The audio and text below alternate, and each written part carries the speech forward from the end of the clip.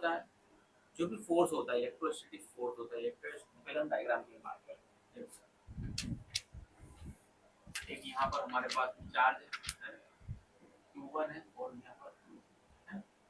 Force की अगर बात करता हूँ, है ना, तो अगर दोनों पॉजिटिव है, दोनों अपोजिट साइड में फोर्स लगाएंगे। तो जो इलेक्ट्रोस्टैटिक फोर्स होता है, तो जो फोर्स होता है electrostatic force is directly proportional to the product of magnitude, है ना, product of magnitude.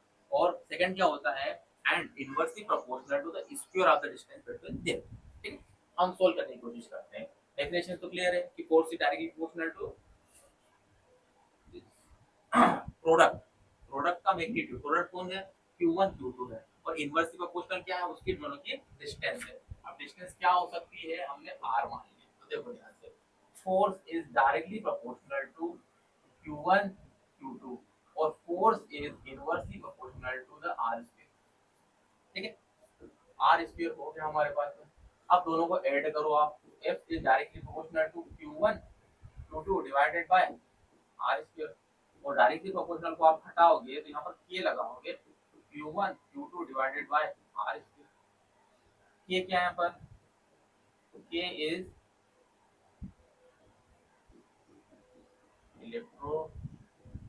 Electrostatic force constant.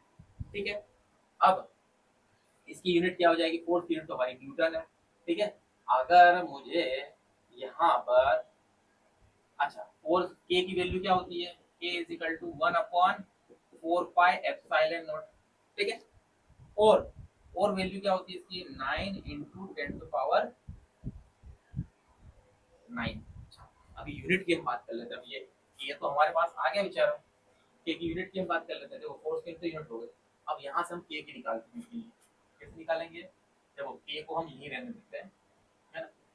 तो ये देखो एफ और आर इधर चले जाएंगे, और नीचे Q1 और Q2। के की यूनिट क्या निकल के आएगी, फोर्स की न्यूटन, आर में मीटर स्क्वायर, और Q1 Q2 मतलब चार्ज की यूनिट क्या है, कूलम। ये सी, ठीक है, ये के की यूनिट आ गए। अब और क्या क्या बच रहा है इसके अंदर में, डाइलेक्ट्रिक, डाइलेक्ट्रिक एप्सिलॉन नॉट, है ना। एप्सिलॉन नॉट की वैल्यू कितनी होती है, ये होता है, सॉरी डाइलेक्ट्रिक नहीं होता है, इलेक्ट्रोस्टैटिक्स कांस्टेंट। मतलब यहाँ पर हम परमिटिविटी ऑफ फ्री स्पेस की बात कर रहे हैं। किसकी बात कर रहे हैं, परमिटिविटी ऑफ,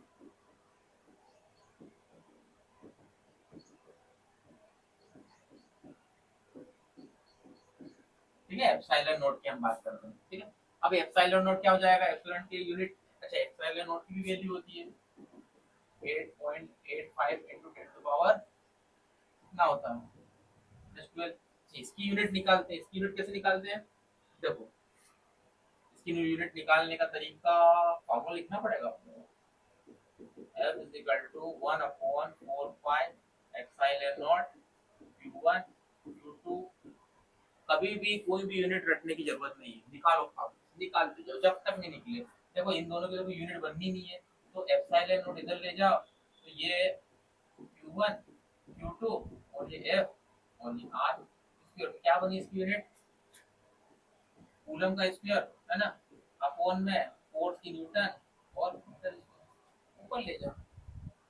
ठीक है, ये इतनी सी इसकी चीजें हैं।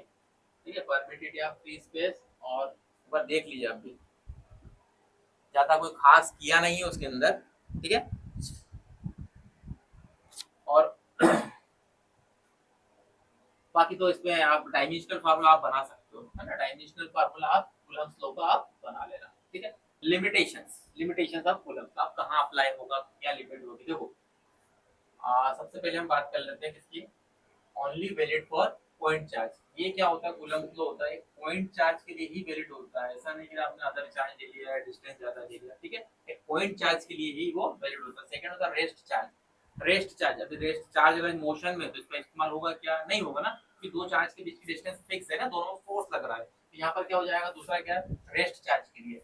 और तीसरा क्या है, only valid for a distance greater than few Fermi, मतलब फर्मी मतलब 10⁻⁻15 मीटर, इससे अगर ज्यादा होगी तो ही वहां पर greater than, distance greater than, इससे ज्यादा डिस्टेंस होगी वहीं पर कूलम्स लॉ अप्लाई होगा। अदरवाइज आप बोलोगे कि जैसे इनसाइड द न्यूक्लियस तो वहाँ होगा क्या, वैसे डिस्टेंस होता ही नहीं। तो इसके लिए मिनिमम डिस्टेंस होना चाहिए 10⁻⁻15 से ज्यादा, अदरवाइज ये यूज नहीं हो पाएगा।